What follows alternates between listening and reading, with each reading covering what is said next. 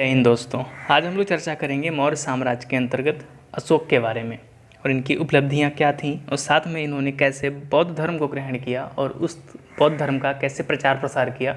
इन सब बातों को हम लोग बारी बारी चर्चा करेंगे। और आपको पता होगा हमारे जो इतिहास में केवल 3 ही ऐसे व्यक्ति हुए हैं जिनके नाम के आगे महान लगाया जाता है। अगर हम पहले व्यक्ति की बात करें तो जो पहला व्यक्ति था वो सिकंदर था, जिसको सिकंदर महान बोला जाता था। जो दूसरे नंबर पे आते हैं अशोक महान और तीसरे नंबर पे अकबर महान। तो क्योंकि इनकी उपलब्धियां थीं, जो जनता के लिए इनके जो कार्य थे उसी को देखते हुए इतिहासकारों ने इनको इनकी पदवी है वो दे दिया इनको। अब देखते हैं क्या है इनके बारे में। अगर इनका हम शासनकाल की बात करें, जो इनकी समय सीमा थी वो 273 से 232 ईसा पूर्व तक थी। और इनके हम अगर पिताजी की बात करें तो बिंदुसार जो इनके पिता थे और चंद्रगुप्त मौर्य इनके बाबा थे। अब हुआ क्या था, बिंदुसार का जो अंतिम समय चल रहा था, यानी कि इनकी ज़िंदगी के 3-4 साल या अंतिम समय बिल्कुल आ गया, तभी क्या हुआ, उत्तराधिकार के लिए अशोक और उनके भाइयों में बहुत भीषण लड़ाई हुई। यानी ये लड़ाई कई महीनों या कई सालों तक चलती रही, जिसमें ऐसा माना जाता है कि अशोक के लगभग 99 भाई मारे गए। एक तो वहाँ से इनका बहुत ही तरीके से हृदय परिवर्तन होगा कि भाई ये खून खराबे में कुछ नहीं रखा है और ये सब बेकार की चीज़ें हैं, ऐसा इनके मन में आया। लेकिन तभी भी क्या हुआ, एक 273 ईसा पूर्व में इन्होंने अपने आप को राजा घोषित कर दिया कि मौर्य साम्राज्य का जो अगला राजा होगा वो अशोक होगा। लेकिन ऐसा नहीं कि इन्होंने अपने आप को राजा घोषित करते ही अपना राज तिलक करवा लिया था। पदवी के यानी कि जो राजा सिंहासन धारण करने के चौथे साल में 269 ईसा पूर्व में इन्होंने अपना राज तिलक करवाया, ठीक है। और साथ में 261 ईसा पूर्व में कलिंग पर विजय प्राप्त की। अब देखिए कलिंग अगर हम प्रेजेंट टाइम में देखें, जो हमारा उड़ीसा वाला पार्ट है वो मौर्य साम्राज्य तत्कालीन समय में कलिंग का पार्ट माना जाता था, यानी कलिंग के रूप में जाना जाता था।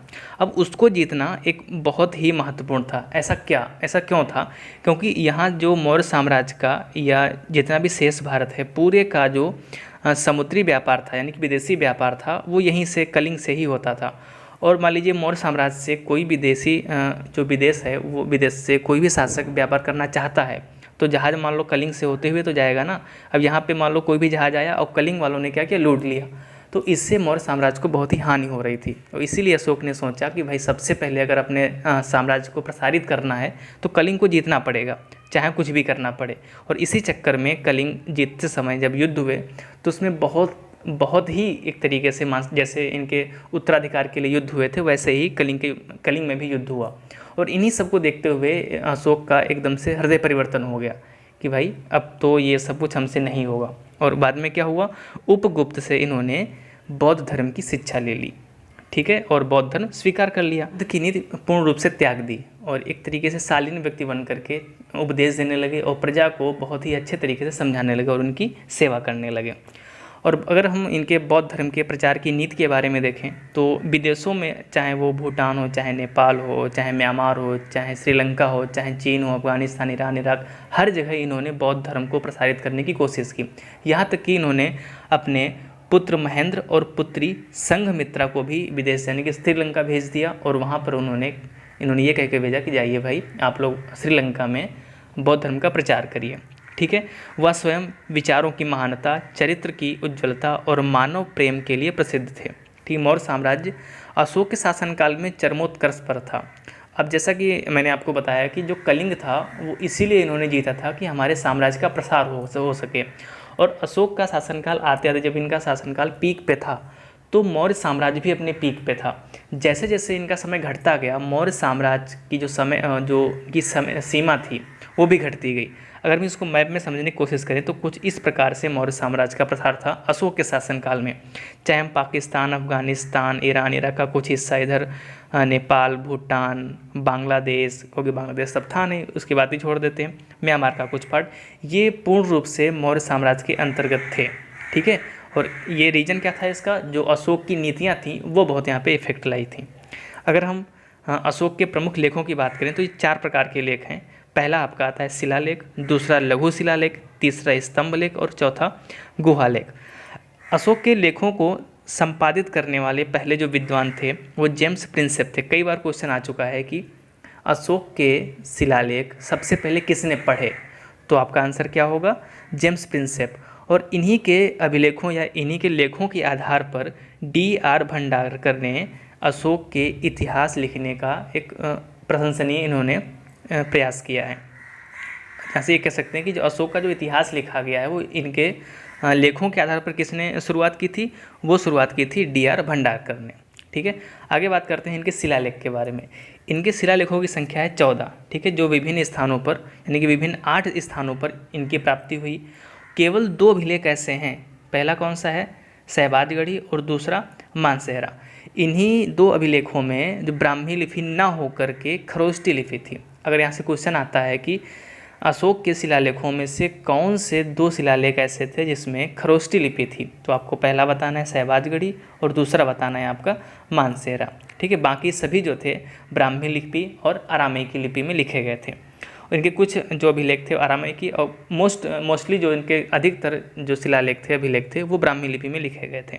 ठीक है, आगे बात करते हैं लघु शिलालेख। इनकी भी संख्या 14 है और इस लघु शिलालेख में इनके आदेश और विचारों को संकलित किया गया था, यानी जो भी ये उपदेश देते थे एक तरीके से बौद्ध भिक्षु के रूप में, वो इसमें सभी संकलित किए गए हैं।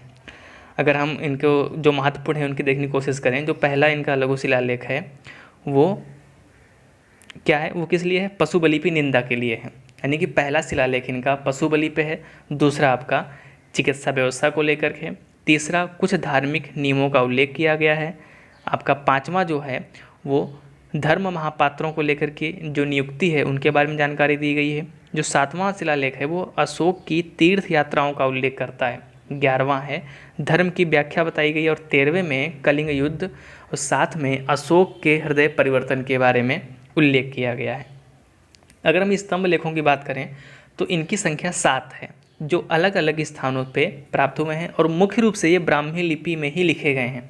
अगर यहाँ से क्वेश्चन अगर आपका है कि स्तंभ लेख मुख्य रूप से किस लिपि में लिखे गए हैं, तो लिपि कौन सी है, वो ब्राह्मी लिपि है। ठीक है, अगर हम पहले स्तंभ लेख की बात करें तो प्रयाग स्तंभ लेख है और दूसरा है दिल्ली टोपरा स्तंभ लेख। अब देखो ये नाम क्यों दिया गया, क्योंकि जो फिरोज शाह तुगलक था उसने क्या किया, उस अभिलेख को पहले टोपरा में था, बाद में कहाँ पे ले आया, दिल्ली में ले आया, इसीलिए क्या बोल दिया गया, दिल्ली टोपरा अभिलेख।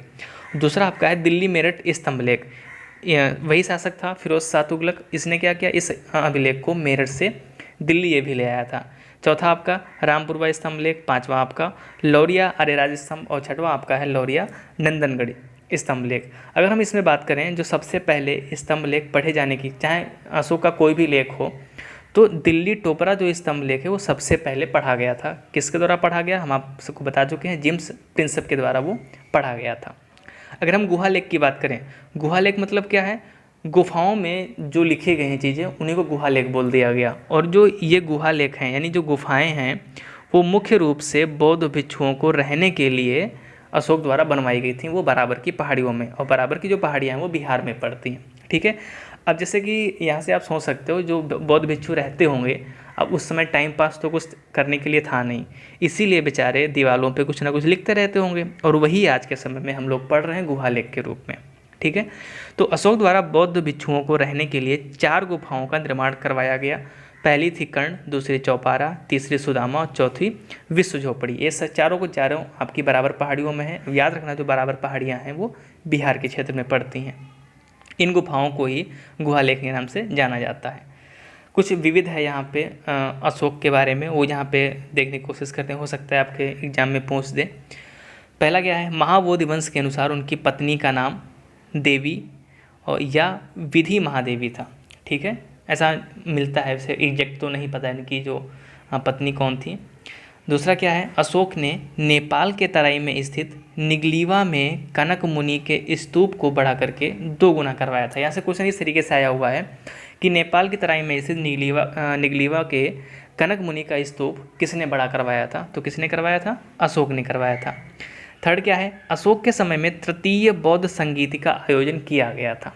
ठीक है, फोर्थ क्या है, मास्की, गुर्जरा, नेत्तुर और उडेल गोलम में अशोक का नाम अशोक मिलता है। बाकी हर जगह जो इनके विभिन्न नाम मिलते हैं, चाहे वो देवानाम प्रियदर्शी हो, चाहे वो अशोक वर्धन हो।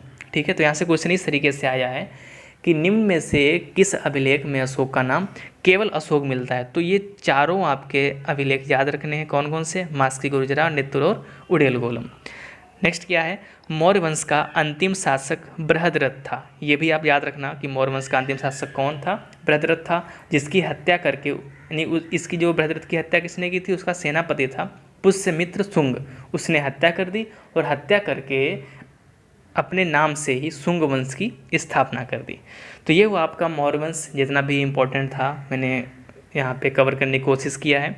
हो सकता है अगर आप इसको अच्छे से देखोगे तो एक भी क्वेश्चन यहाँ से स्किप होने की गुंजाइश नहीं है। तो वीडियो कैसा लगा कमेंट सेक्शन में ज़रूर बताएं।